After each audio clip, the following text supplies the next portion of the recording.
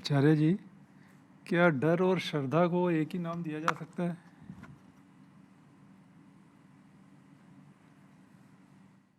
कौन सा नाम देना है दोनों को? साझा नाम क्या होगा उनका?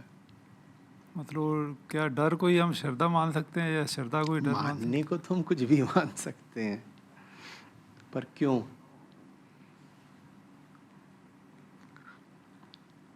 बात क्या है? हैं? तो जैसे सपोज करो कि स्कूल में टीचर है, बच्चे उनको श्रद्धा देंगे या उनसे डरे रहते हैं? मतलब रहते तो ज़्यादातर डरे ही हैं, पर वो फिर भी बोलते हैं कि हम अपने अध्यापक को बहुत श्रद्धा से पूजते हैं। अलग रहता अलग तो डर बात ही है। है, अलग अलग बात है। डर स्थिति सापेक्ष होता है। ये जो बच्चे डरे हुए हैं, ये अगली कक्षा में पहुंच जाएंगे तो पिछली कक्षा के अध्यापक से थोड़े ही डरेंगे? या स्कूल बदल देंगे तो पिछले स्कूल के शिक्षकों से डरेंगे क्या? श्रद्धा स्थितियों के पार की होती है, स्थिति निरपेक्ष होती है, अनकंडीशनल होती है। वो किसी वजह से नहीं होती। डर की तो हमेशा वजह होती है, श्रद्धा बेवजह होती है। श्रद्धा की अगर वजह है तो वजह जिस दिन पलटेगी उस दिन श्रद्धा भी पलट जाएगी। जो पलट जाए वो श्रद्धा नहीं।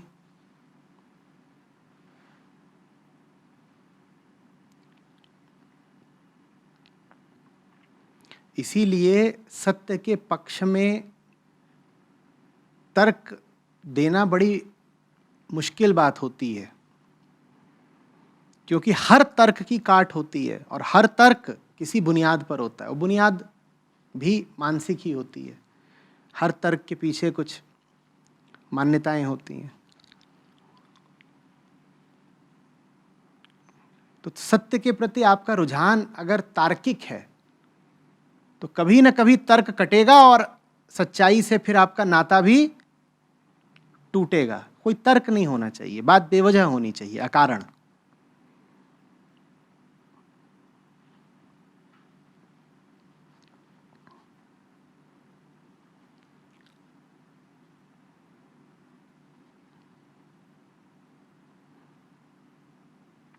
कोई कारण ऐसा नहीं है जो अनंत हो, अमर हो। हर कारण कहीं ना कहीं खत्म होगा। कारण का मतलब होता है कोई स्थिति, है ना, कोई स्थिति। उदाहरण के लिए, सो क्यों रहे हो? तुम कहते हो कारण यह है कि मैं थका हूं और अभी रात है। कोई पूछे क्यों सो रहे हो तो तुम कारण बता दोगे ना, क्या? मैं थका हूं और अभी रात है। तो तुम एक स्थिति की बात कर रहे हो। क्या स्थिति है? रात की स्थिति है। क्या स्थिति है? थकान की स्थिति है। ठीक, पर यह स्थिति तो बदलेगी ना। तो कारण चला गया, स्थिति बदल गई, कारण चला गया। अब क्या करोगे? तुम्हारा फिर सोना भी चल नहीं सकता।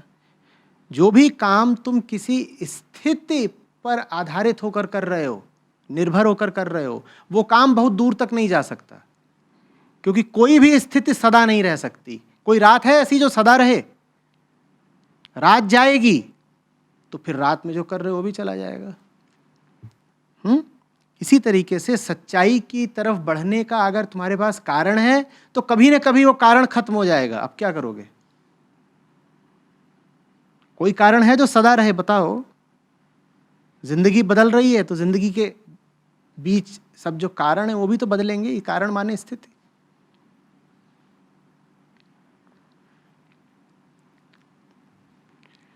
बात यूं ही होनी चाहिए।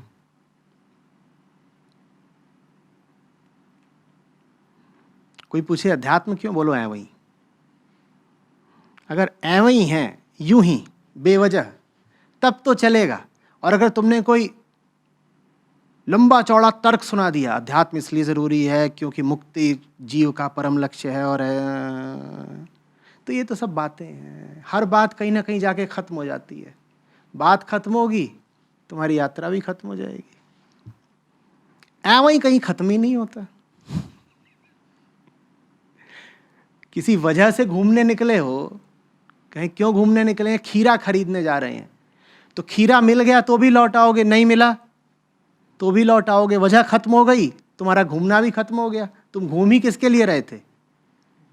खीरे के लिए घूम रहे थे। मिला तो भी यात्रा खत्म, नहीं मिला तो भी यात्रा खत्म।